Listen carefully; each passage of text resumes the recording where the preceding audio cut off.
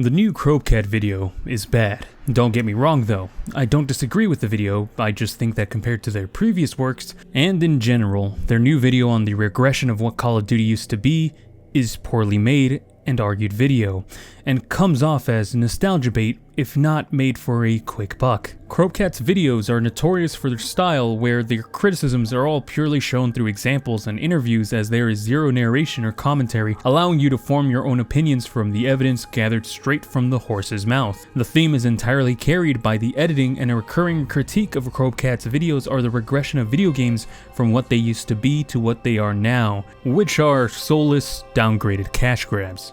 The new Call of Duty video from Crowbcat is that kind of video, and for the first half, I totally fuck with this.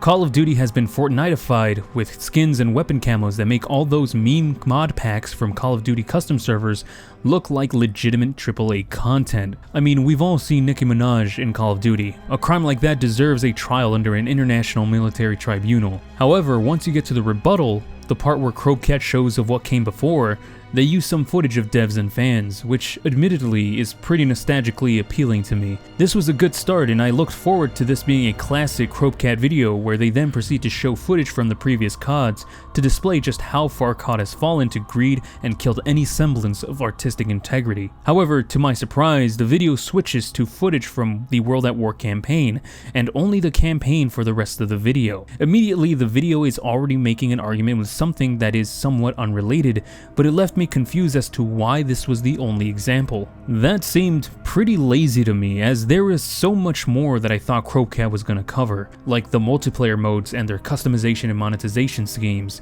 not just, well, here's World at War. I can see how World at War shows how the tone and respect to what Call of Duty used to have contrasts how Call of Duty is handled in the modern day. However, the example shown in the first half of the video primarily displays that the issue is with multiplayer. Shop skins and battle pass skins are what commit the majority of the art style assassination, so showing World at War campaign footage, while I get what is trying to be said, doesn't actually say anything because it's comparing two different parts of each game. Giving the benefit of the doubt, I can only assume that they thought that only one example is needed in order to make their point, yet when comparing to how thorough their previous work is done, it stands out like a sore thumb. To me, it comes across as the video being complacent, and in a way it comes across, ironically, as a quick cash grab. By just showing the World at War campaign and nothing else, all I get from their statement is, look at how serious, brutal, and respectful old COD was, and doesn't go any farther than that. Worst case scenario,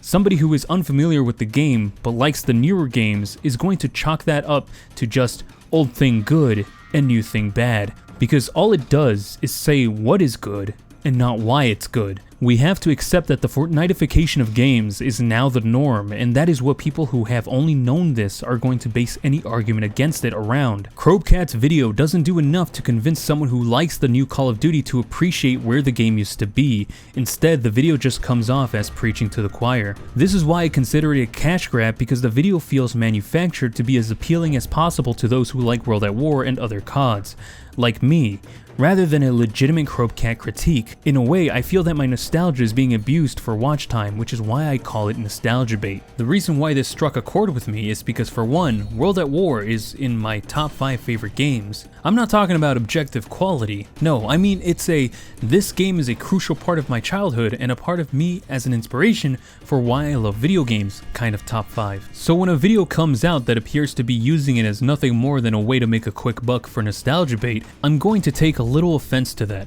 because it not only sells World at War short, but it also makes it part of a weak argument that will alienate someone who might have been inclined to check it out, but now sees it as a trophy by the old thing good, new thing bad crowd. And that pisses me off kinda. Why not show the restraint other games had for their multiplayer, even when offering microtransactions? The fact that a bacon skin in BO2 only affects the texture of the gun and isn't even that noticeable would serve a good contrast from the terrible cosmetics of today. Black Ops 6 honestly makes Black Ops 3 look like BioShock in terms of artistic consistency. There is definitely a lot more that could have been shown over the multitude of years Call of Duty has released games, and it's disappointing that Crowbcat just kinda shat this new one out with some lukewarm takes. There is one part that does bug me though.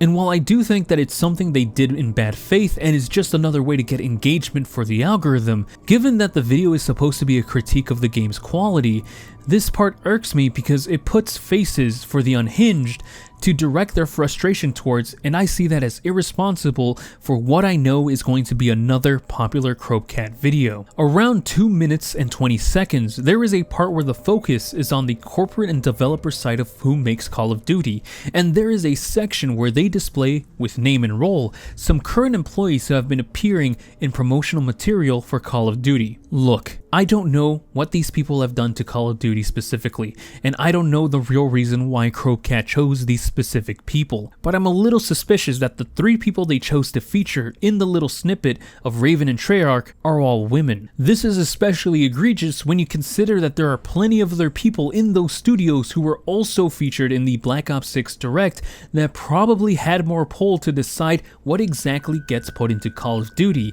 So the possibility that those featured being chosen at random just goes right out the window. All while, it could very well be that the corporate heads at Activision get the final say on everything. Yet, I'm not going to accuse Crowbcat of doing something like grifting a certain political agenda. Because after all, never attribute malice to what can adequately be explained by stupidity, or in this case, negligence. Doing so would make me look like some sort of grifting douche, and I don't want to hurt my channel's reputation by doing so. Instead, I'm sticking with they chose them because they are producers and the senior writer, and they look different than the people who used to make COD. I mean, just look at them.